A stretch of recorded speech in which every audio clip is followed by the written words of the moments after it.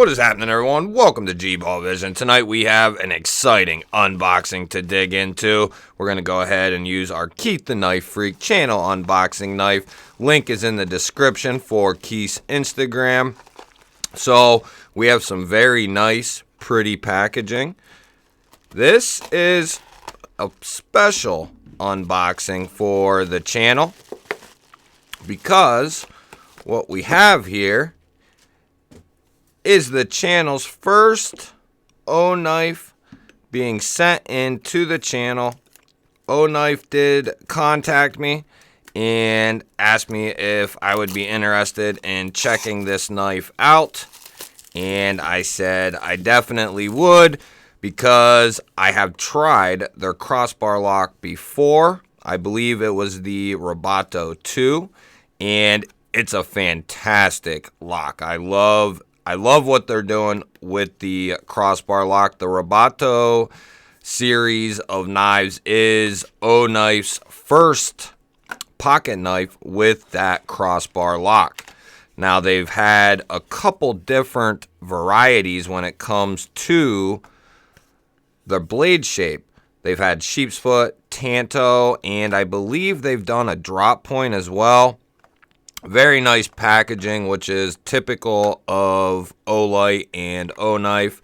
And then we must have our cloth and paperwork in here. Nice little microfiber cloth. And then we have our little instruction booklet. So this knife in particular, this Rubato 2 or the Rubato Tanto, I have not actually had in hand. So I'm pretty excited to get this guy open. Then you get a coin and you get a pouch. So they are no slouch when it comes to the unboxing experience. So we have this nice red and black GMascus. Ooh, yes. Nice stout springs, you can tell right away.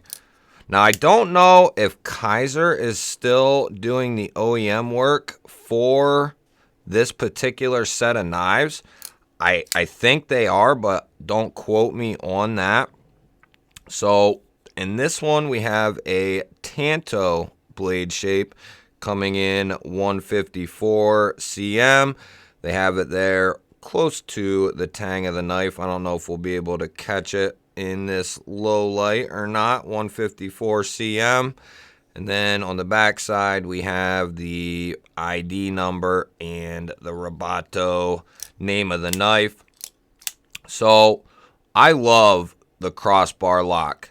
It doesn't really matter which company it's coming from. If it's done well, I'm a huge fan of it. And from what I remember about the original Rubato that I had in, I remember the tabs being nice and soft and easy to disengage, and that's the major problem when it comes to crossbar locking knives. Even if they're done well, sometimes it's kind of either hard to get to them because you can't, they're either, not protruding far enough or they're just not comfortable to get a hold of. And in this case, they protrude out a nice amount. They did jimp a little bit in there and then they softened the top. So it's very easy to grab a hold of that and disengage it. You can even use that, of course, to open this guy up. Thumb studs are the typical stepped pattern there. Feels like it comes down, boy, that might be like 130 for the blade stock. We'll have to check that. Looks pretty thick up here going to the tip. It starts to thin out. Nice little, yeah, look at that. That's shaving skin right off my finger. So it looks like it has a good edge on it. You got the lanyard hole, chamfered edges here. Hey, pocket clip's not too shabby, actually. I don't mind this clip at all. Kind of reminds me of, do I have it out here? I was going to say it really reminds me of the TRM clip. That's very similar. They have one with a cutout just like this. Now, don't scoop up quite like this one, But that's a good pocket clip there. I don't mind that at all. That's one of the better looking pocket clips I've seen on, you know, some of the Kaiser Civivi line of knives. I don't mind that one at all. Don't feel it in hand either. Nice little G10 backspacer with the integrated lanyard loop there. Lanyard hole. Yeah, this is a pretty good size actually too. I think the sheep's, I don't know why, but I feel like the sheep's foot one was smaller. Maybe it's not. It's been a while since I had that one in. So we're at about 3 1/8 of cutting edge. And then about 3 5/16 for total edge. And then back here to this corner, we're looking at about 8 inches overall. Why don't we go ahead and check that blade stock? This is just an unboxing, guys, but we'll do a full in-depth. So it's about 125. So that's a pretty thick blade stock. We'll just pick a random spot here and check this edge. Coming down around 21. So it's probably right around 20 thousandths, I would guess. Give or take a little bit with those calipers. You never know. Good size, good materials. I believe these are coming in right around 75 bucks. I want to say they're like 76 or 77 bucks, which for 154 cm, a G10 handle that is actually GMascus. So it's got a completely different look than just your run-of-the-mill G10, and it's nicely finished and softened, but it's still kind of reminds me of carbon fiber in a way. It's nice and grippy. I guess if you finish G10 well enough, it really can remind you of some carbon fiber. We do have some laying right here. Yeah, it feels like carbon fiber. Boy, that's pretty well finished actually. It kind of does remind me of carbon fiber. Like a lava flow carbon fiber, but it's not. It's GMascus G10 steel liners in there. I would disassemble this and check that because I want to see if that's adjustable as well. That would be, you know, a tall tale sign that this is Kaiser OEM'd. But maybe we'll do that in the overview. We'll disassemble it because I'm not 100% sure. It really feels, I have the Escort sitting right here, and it really feels the same. Nice strong spring.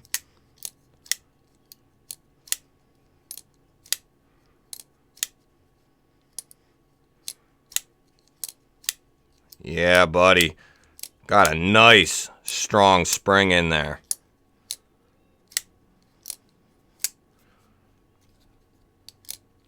Now we got a couple of tests to do.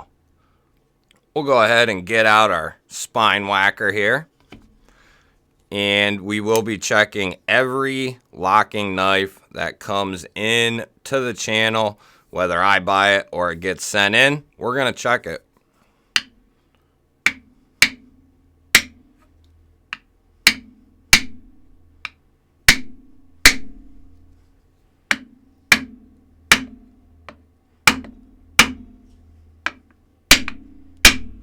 It's nice and solid, guys.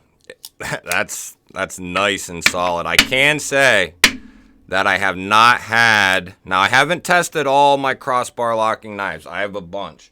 But the ones that I have checked, I have not had one fail. So that's a testament to the lock.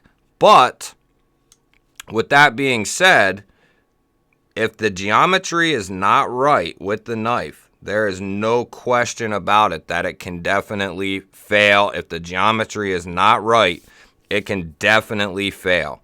So that's a testament to the crossbar lock, but it's also a testament to the companies getting that right in there with the lock and the tang of the knife and everything going together the way that it should. That is a good sign. Benchmade did create the crossbar lock, but it is getting perfected to the point at which some of these companies are just blowing Benchmade out of the water when it comes to, you know, the feel in hand, the open and closing action of the knives, the adjustability or the customization of the lock because of what Kaiser's doing and how you're able to maybe lighten it for someone with weaker hands or just not as, they don't have as much dexterity as they used to, or someone who really wants a strong open, a strong closing feel. You can get that as well. And then you can also meet in the middle of those. You can lighten the springs. You can beefen up the springs. So that is a pretty cool system that Kaiser has created. And I expect other companies to kind of start taking that design that Kaiser has done and start running with it. You know, different customization and different adjustability when it comes to the crossbar lock. You know, button locks are fun. But they're so up or down when it comes to being able to trust that lock. There's definitely a company or two that I trust when it comes to their button locks. But something like this is very reminiscent of a button lock to me anyway. But it's just got a lot more strength in my experience than a button lock does. Why don't we check and we'll see how the tip and edges came. It looks like it's got a nice edge on it. Looks consistent all the way across.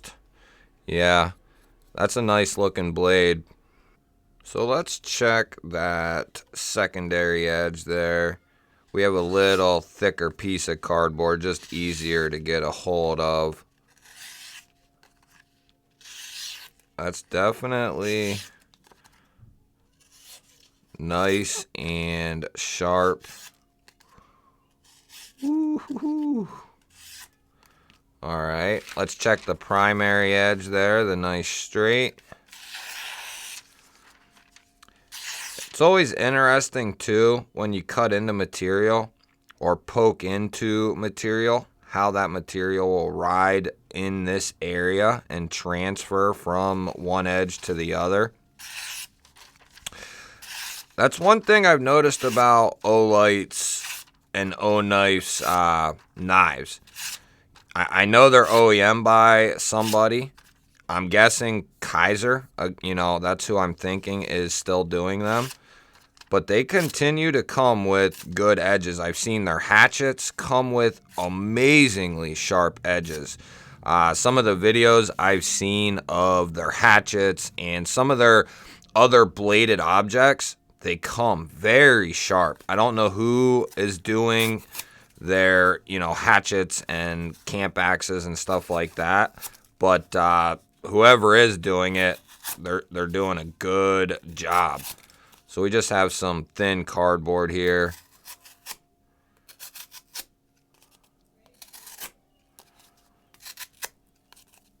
Seems to poke in there very good. So a Tanto blade shape is going to do a lot of things very well. And then some things it's just not meant to do. You know, like your standard Warncliffe or sheep's foot style of blade.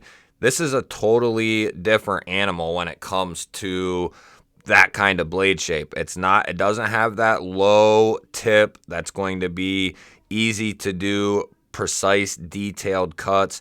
The Tanto is more of a poking blade shape or a slicing blade shape. So they're two totally different animals. A Tanto is definitely capable for EDC, which a lot of people, that's what they want their knives for, something they can use on a day-to-day basis.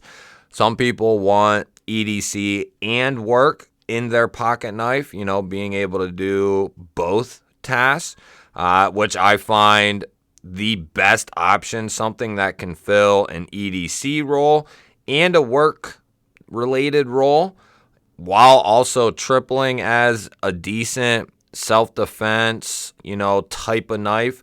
Something that's kind of like the trilogy. It kind of covers every base and does everything good. Maybe not one thing extremely well, but it's well-rounded enough to be able to take care of any category that you might come across in a daily basis.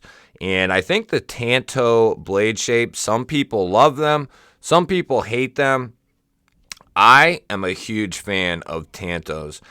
Tantos have been, I think, a clip point and a Tanto have been the two blade shapes that I have loved the longest. A clip point and a Tanto from the time I was a kid, up until very recently were my, that was the blade shape that I went with, either a clip point or a Tanto, and that was it.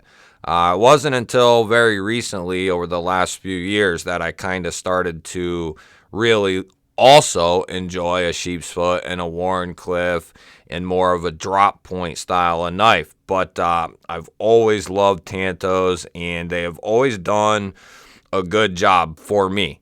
And in today's day and age, with knives getting better and better, better designed, better made or produced, it's a good time to be into knives. There is literally something for everyone in every price point. It doesn't matter what it is. If you like crossbar locks and micarta and you don't want to spend more than $30, you can definitely get that.